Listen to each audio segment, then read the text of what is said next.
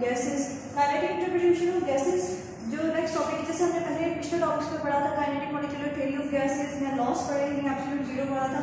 इसी तरह से काइनेटिक इंटरप्रिटेशन ऑफ गैसेस में बेसिकली हम ये देखते हैं कि वो एक मॉलिक्यूल है, वो कौन सा टेम्परेचर पे जाकर उसकी जो मोशन है गैसियस मॉलिक्यूल की जो मोशन है वो डिक्रीज हो जाएगी। हम कहते हैं कि एट एब्सोल्यूट जीरो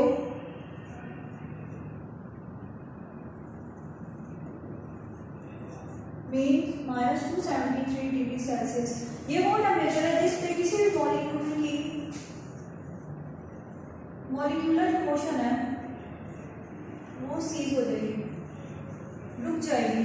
लेकिन ये टेम्परेचर अटेन करना बहुत ज़्यादा मुश्किल होता है क्योंकि हम नॉर्मल रूटीन में ही टेम्परेचर को नहीं ला सकते। तो बेसिकली हम बात करते हैं हम यहाँ पर -5 डिग्री सेल्सियस तक हम एक टेम्परेचर को देख सकते हैं कि ये इस टेम्परेचर पे कोई गैस कैसे बिहेव कर रही है। So according to kinetic molecular theory जो हमारे मॉलिक्यूल्स हैं वो एक दूसरे के साथ कोलाइड करते हैं, एक दूसरे के साथ भी करते हैं और वेसल्स की वॉल्स के साथ भी करते हैं। They collide themselves, collide with the walls of the vessel and change their direction.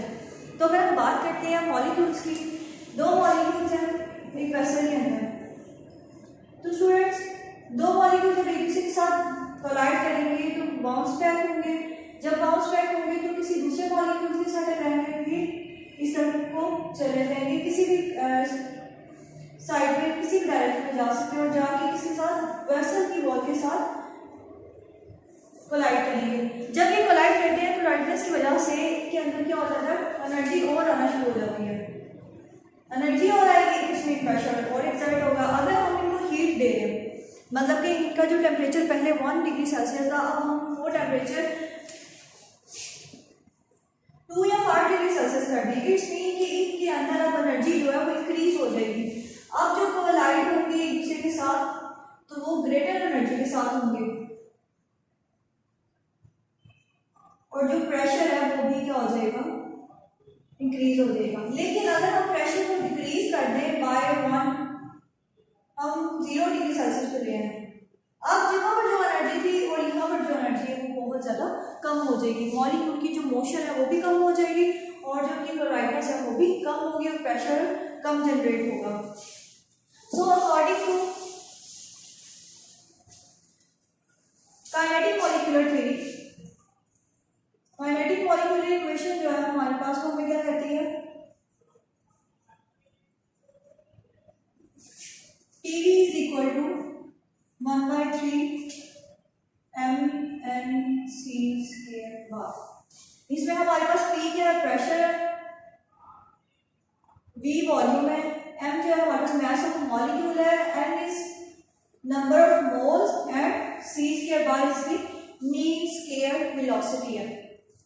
अगर हम इनकी बात करते हैं तो हम ये कहते हैं कि कोई भी मॉलिक्यूल हो किस कंडीशन में भी अगर तो वो एनर्जी एब्जॉर्ब करता है तो उसके अंदर कोलाइडनेस ज़्यादा हो जाएगी, उसकी काइनेटिक एनर्जी इंक्रीज हो जाएगी। लेकिन अगर हम टेम्परेचर डिक्रीज करते हैं तो उसकी एनर्जी भी कम हो जाएगी, उसकी मोशन कम हो जाएगी as compare to at higher temperature. तो काइनेटिक मॉलिक्यूलर थ्योरी ये कहती है। अब जब मूव करेंगे वो हैप्पैजेटिकली मूव करेंगे, रैंडमली मूव करेंगे, वॉल्स की वेसल्स के साथ भी कोलाइड करेंगे, खुद के साथ भी कोलाइड होंगे, प्रेशर एक्सर्ट करेंगे। सो हम कहते हैं कि जो उनकी एवरेज काइनेटिक एनर्जी है, एवरेज काइनेटिक एनर्जी का मतलब है कि किस स्पीड से सारे मॉलिक्यूल्स मूव कर रहे हैं। सो हम कहते हैं कि जो एवरेज काइनेटिक एनर्जी है E के वो किसके इक्वल है, 1/2 mc square, mc square bar. इसमें भी m जो है हमारे पास mass of gas molecule, C square bar हमारे पास क्या है, C स्क्वायर बार हमारे पास एवरेज मीन स्क्वायर वेलोसिटी है, हम कहते हैं मीन स्क्वायर वेलोसिटी है। इसको हमने इक्वेशन 1 का नाम दिया है, इसको हम इक्वेशन 2 नॉमिनेट करते हैं। अब मैं कहती हूँ कि अगर मैं इक्वेशन को हम कंसीडर करते हैं, PV is equal to 1/3 mNc square bar. मैं कहती हूँ कि मैंने इक्वेशन 1 जो है जिसको हमने अभी कंसीडर कर रहे हैं, जिससे हमारा कंसर्न है, मैं उसको मल्टीप्लाई डिवाइडेड बाय 2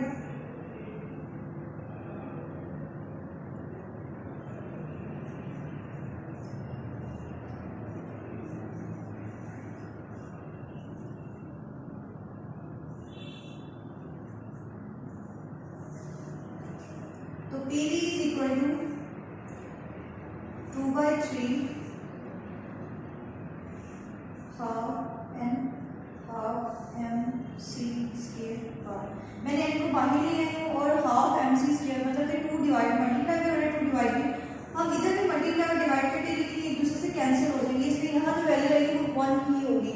देन हम लोग क्या करते हैं, PV is equal to 2/3 n half mc square बार।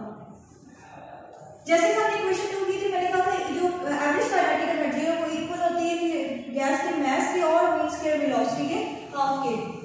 तो मैं इसमें क्या करती हूँ, यहाँ पर जो है मैं ई के पुट कर दूंगी, PV is equal to 2/3 n e k। जैसे कि हमने इक्वेशन 2 में जो ये वैल्यू की जगह पर मैंने एवरेज काइनेटिक एनर्जी को पुट कर दिया। ये हमारे पास बन गई इक्वेशन नंबर 3। अब हम बात करते हैं, अगर हम नंबर ऑफ मॉलिक्यूल्स हैं, हम कहते हैं जो भी गैसेस होते हैं उनके नंबर ऑफ मॉलिक्यूल्स क्या होते हैं, सेम होते हैं, which is 6.02 into 10 to raise to power 23। जो भी गैस है, अगर स्टैंडर्ड टेम्परेचर एंड प्रेशर पे एक गैस लिया है विद सेम वॉल्यूम तो क्या नंबर ऑफ मॉलिक्यूल के होंगे 6.02 into 10 to raise to power 23। उनके प्रेशर चेंज हो सकते हैं लेकिन नंबर ऑफ मॉलिक्यूल्स सेम रहेंगे। तो मैं कहती हूँ n is equal to n a, मतलब कि एवोगैड्रो लॉ के अकॉर्डिंगली हम बात कर रहे हैं कि किसी भी मॉलिक्यूल के जो नंबर ऑफ पार्टिकल्स होते हैं वो कितने होते हैं 6.02 into 10 to raise to power 23। सो मैंने क्या कहा कि n is equal to n a, put the value in equation 3।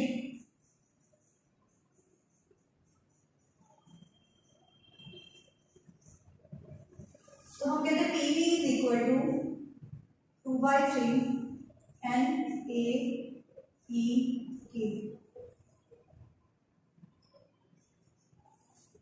According to this, अगर हम 1 मोल ऑफ गैस ले रहे हैं, किसी भी गैस में किसी भी वेसल के अंदर जो नंबर ऑफ मोल्स है किसी भी गैस के, वो नंबर ऑफ मोल्स क्या ले रहे हैं हम लोग 1 ले रहे हैं। इसका मतलब है जो हमारे पास PV is equal to nRT है, इसमें क्योंकि हमने n जो है 1 लिया, PV is equal to 1 RT, तो PV is equal to RT के इक्वल है। अब मैं क्या कहती हूँ कि जो हमने ये वैल्यूज निकाली इक्वेशन 4, इसमें मैं पुट कर देती हूँ PV की value. So putting PV value in equation 4, तो PV is equal to 2/3, PV की जगह पे हम RT लगा देंगे, तो हम क्या करते हैं NaEK। तो मैं क्या कहती हूँ इस E के अलावा सारी वैल्यूज को इधर ले जाऊंगी, तो मैं कहती हूँ कि 3RT over 2Na is equal to EK। That's called average kinetic energy of the molecule is directly proportional to the rate constant, general gas equation और टेम्परेचर की इक्वल होती है। अगर हम टेम्परेचर इंक्रीज कर देंगे तो काइनेटिक एनर्जी किसी भी मॉलिक्यूल की एवरेज काइनेटिक एनर्जी वो इंक्रीज हो जाएगी। इसका मतलब है वो हैजार्डी मूव करना ज़्यादा शुरू हो जाएंगे। लेकिन अगर मैं किसी के नंबर ऑफ मॉलिक्यूल्स को इंक्रीज कर दूँ उसकी एवरेज काइनेटिक एनर्जी डिक्रीज हो जाएगी। ऐसा इसलिए होगा कि अगर हम 10 सेंटीमीटर क्यूब के अंदर 10 सेंटीमीटर क्यूब में या डेसीमीटर क्यूब में हम लोग लेते हैं एक गैस 6.02 अगर हम नंबर ऑफ मॉलिक्यूल्स मतलब कि मॉलिक्यूल इंक्रीज कर देंगे तो उनके पास लेस स्पेस होगी कि वो मूव कर सके, so that at zero absolute temperature जो average kinetic energy number of molecules हैं वो क्या होगी, इनवर्सली प्रोपोर्शनल होंगे काइनेटिक एनर्जी के, और डायरेक्टली प्रोपोर्शनल किसकी होगा, rate constant which is general gas equation, जिसकी वैल्यू जो थी वो थी 0.RT is equal to 0.082 decimetre cube atmosphere पर केल्विन पर मोल है। तो ये हमारा क्या निकल आया, kinetic interpretation of gases. Then हमारे पास लिक्विड एंड सॉलिड, और लिक्विड एंड सॉलिड्स में हमने पढ़ा इंटरमॉलिक्यूलर फोर्सेस। इंटरमॉलिक्यूलर फोर्सेस हम कहते हैं इंटरमॉलिक्यूलर फोर्सेस क्या होती हैं, बेसिकली दो मॉलिक्यूल्स 2 और मोर देन 2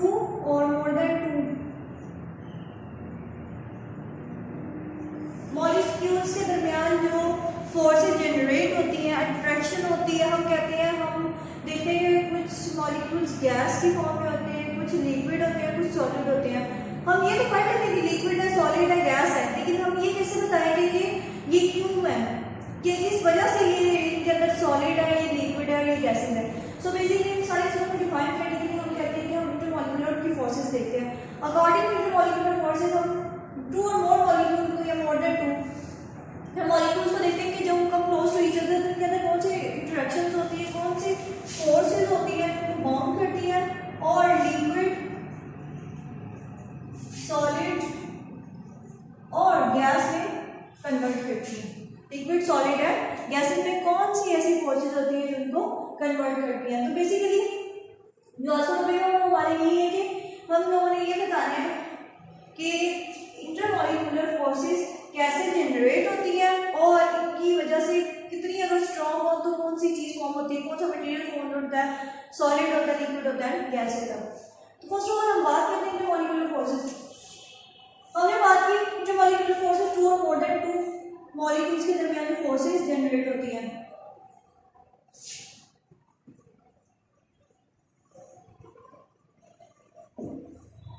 फॉर एग्जाम्पल अगर हम एग्जाम्पल देखते हैं तो मैं कहती हूँ एक हाइड्रोजन और क्लोरीन है।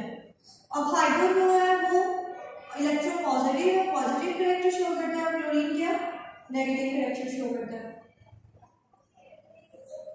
इलेक्ट्रोपॉजिटिव और क्लोरीन क्या हमारे पास इलेक्ट्रोनेगेटिव है। इलेक्ट्रोपॉजिटिव का मतलब ये होता है कि अगर बात करते हैं इलेक्ट्रोपॉजिटिव,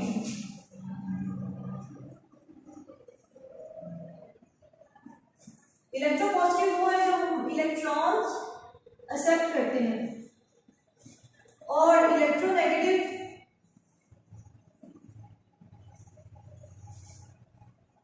इलेक्ट्रॉन जो इलेक्ट्रॉन डोनेट करते हैं, जो कि इलेक्ट्रॉन को बाद में एक्सेप्ट कर लिया जाता है। और इलेक्ट्रोनेगेटिव जो होते हैं वो इलेक्ट्रॉन्स एक्सेप्ट करते हैं, क्योंकि इनके अंदर न्यूक्लियर चार्ज है, जैसे हमने पढ़ा न्यूक्लियर चार्ज क्या होता है, ज्यादा होता है। इनके अंदर इलेक्ट्रोपॉजिटिव में जो न्यूक्लियर चार्ज है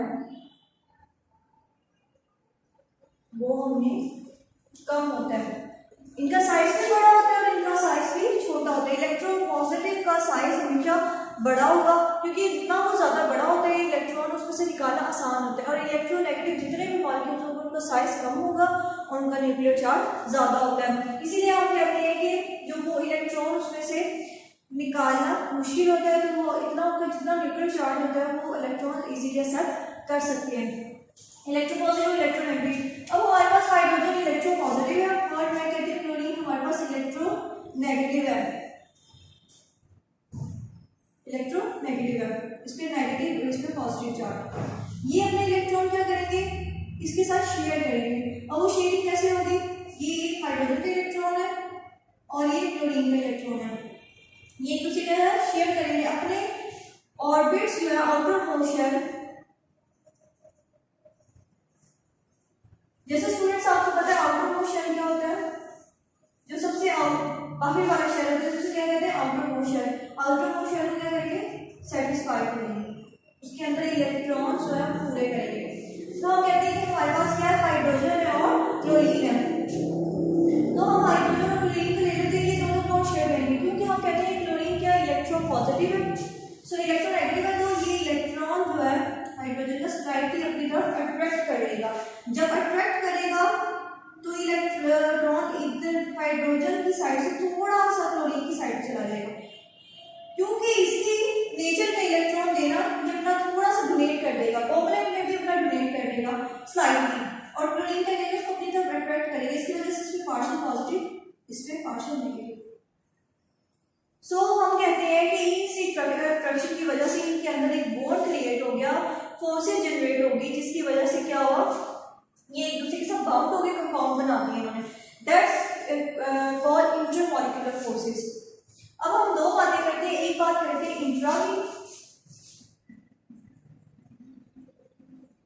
और दूसरी बात करते हैं इंटर। इंटरमॉलिक्यूलर और इंट्रामॉलिक्यूलर।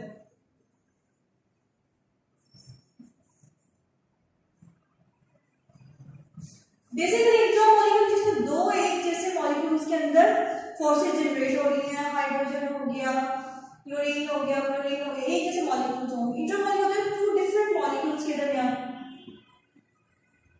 जो फोर्सेज जनरेट होती हैं, जो फोर्सेस अट्रैक्शन रिपल्शन की होती है, उसे क्या कहते हैं हम लोग कि ये क्या है, इंट्रामॉलिक्यूलर है। तो बेसिकली हम यहाँ इंटर की बात करेंगे, डिफरेंट मॉलिक्यूल्स में हमने उसकी इंटरेक्शन देखनी है। अब हम कहते हैं कि 4 तरह के मॉलिक्यूल्स होते हैं हमारे पास। 4 तरह के हैं अट्रैक्शन होती है। फर्स्ट ऑफ ऑल जो हमारे पास है वो डाइपोल डाइपोल है।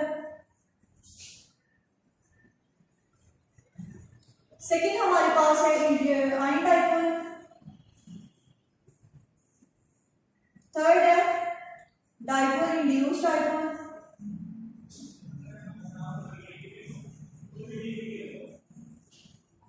और फोर्थ है इंस्टेंटेनियस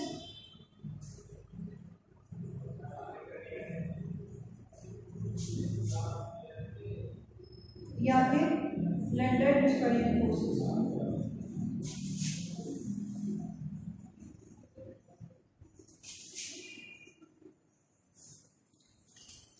ये 4 तरह के हमारे पास इंटरमॉलिक्यूलर फोर्सेस होती हैं। फर्स्ट ऑफ हम कहते हैं डाइपोल डाइपोल फोर्सेस।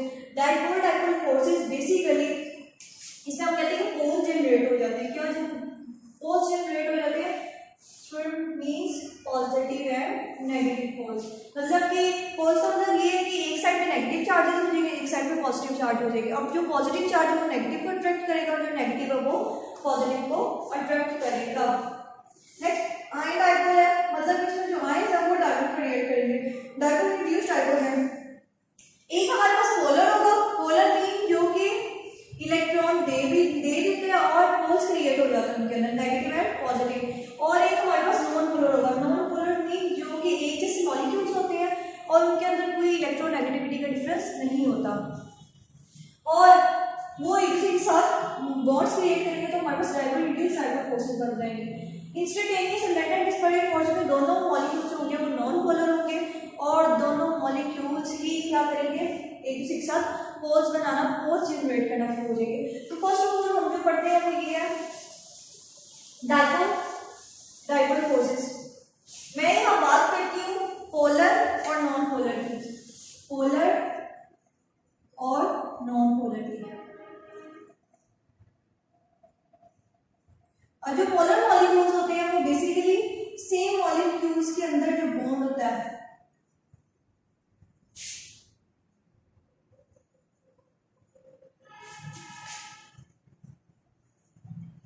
और नॉन सेम और डिफरेंट नेगेटिविटी पे इनकी डिपेंड कर रहा होता है। और हम कहते हैं कि ये सेम मॉलिक्यूल्स होते हैं जो बॉन्ड क्रिएट कर रहे थे नॉन पोलर के अंदर। अगर हम पोलर की बात करें तो हम कहते हैं HCl।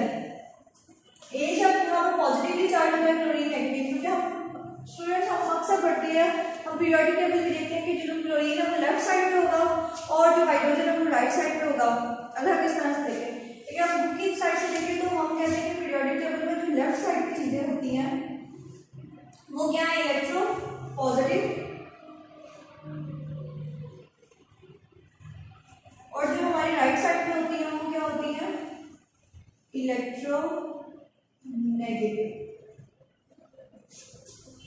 तो इलेक्ट्रो नेगेटिव और इलेक्ट्रो पॉजिटिव के दरमियान में जो रिएक्शन होगा, जो बॉन्ड्स बनेंगे उन्हें हम कहते हैं कि पोलर है। इसका मतलब है पोल जनरेट हो जाते हैं, एक साइड पे नेगेटिव आ जाते हैं, दूसरी साइड पे पॉजिटिव आ जाते हैं। लेकिन अगर हम बात करें नॉन पोलर की, तो नॉन पोलर में दोनों ही सेम होते हैं, just like hydrogen, H bond H, इसकी भी उतनी कैपेसिटी है, इसकी भी उतनी कैपेसिटी है। ये भी उस तरह से जनरेट इलेक्ट्रॉन अट्रैक्ट कर रहा होगा, ये भी इलेक्ट्रॉन शेयरिंग उसी तरह से कर रहा होगा। तो ये एक दूसरे की तरफ अट्रैक्शन नहीं करते, ना ये बोर्ड इस तरफ को जाएगा ना ये बोर्ड इस तरफ को जाएगा। सो इनके अंदर जो चार्ज होता है वो न्यूट्रल होता है, तो हम कहते हैं कि नॉन पोलर है। तो दो पोलर्स के दरमियान में अगर बॉन्ड बन रहा है तो हम उसे कहते हैं कि ये डाइपोल डाइपोल फोर्सेस है। मतलब कि पोल्स जो है नेगेटिव हो और पोलर मॉलिक्यूल्स हो। पोलर है तो हमारे पास क्या है, पोलर मॉलिक्यूल्स ही आ रहे हैं। अब हम एक इसमें एग्जांपल देखते हैं, तो वही बात हम लोग HCl देखेंगे, HF देखेंगे, हाइड्रोजन फ्लोराइड में ले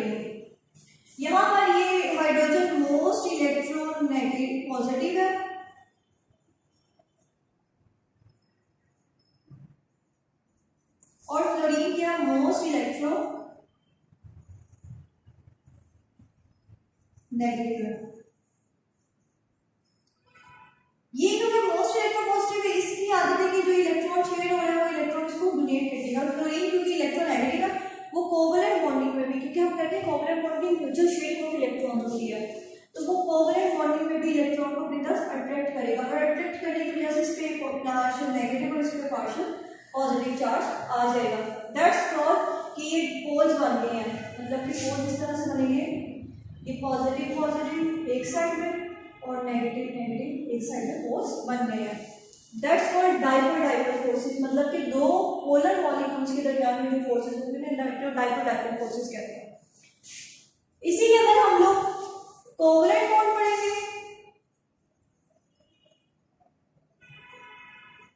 और इसी के अंदर हम कोआयोनिक बॉन्ड पढ़ेंगे।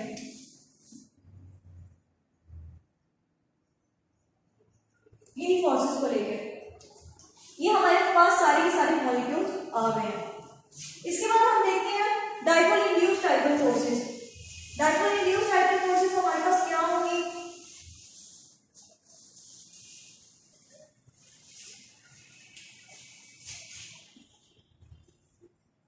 Dipole induced dipole forces basically एक अगर इसमें पोलर मॉलिक्यूल है तो दूसरा इसमें क्या होगा? नॉन पोलर होगा। मतलब कि नॉन पोलर और पोलर के दरमियान में एक नॉन पोलर जो मैंने बताया था सेम एटम्स होंगे और ये क्या होंगे? डिफरेंट एटम्स होंगे।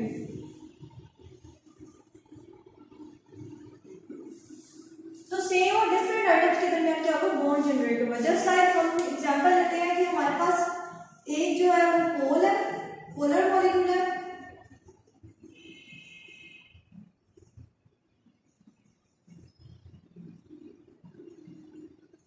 और एक क्या है हमारे पास साइड में नेगेटिव है, और हम बात करते हैं कि दूसरा हमारे पास क्या है? नॉन पोलर है।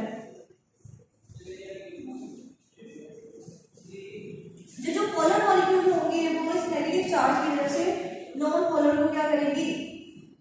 अपनी तरफ अट्रैक्ट करेंगे कि इसकी जो नेगेटिव साइड है तो इसकी पॉजिटिव साइड, मतलब इसकी न्यूक्लियस को अपनी तरफ अट्रैक्ट करेंगे, इसकी पॉजिटिव जितने भी इलेक्ट्रॉन है उनको अपनी तरफ अट्रैक्ट करेंगे। तो जब अट्रैक्ट करेंगे तो देन हमारे पास पोल जनरेट हो जाएंगे, मतलब कि इसके अंदर इस पोलर मॉलिक्यूल की वजह से पोल जनरेट होना शुरू हो जाएगी। हम बेसिकली इसको फोर्स कर रहे हैं कि पोल जनरेट करे, इसलिए हम कहते हैं कि इंड्यूस्ड डाइपोल है, कि इसके अंदर खुद से नहीं लेकिन हमने आर्टिफिशियली करवाया है, इसको जो पोल्स को जनरेट करवाया है, इसको हम कहते हैं कि ये क्या है?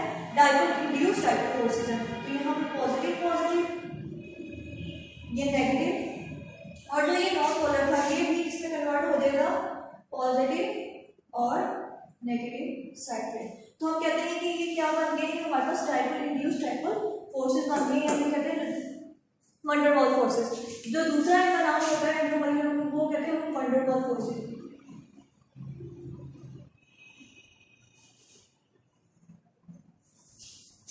तो ये हमारे पास दो, तो पहले डाइपोल डाइपोल और उसके बाद हमारे पास डाइपोल इंड्यूस्ड डाइपोल फोर्सेस सारी बन गई है।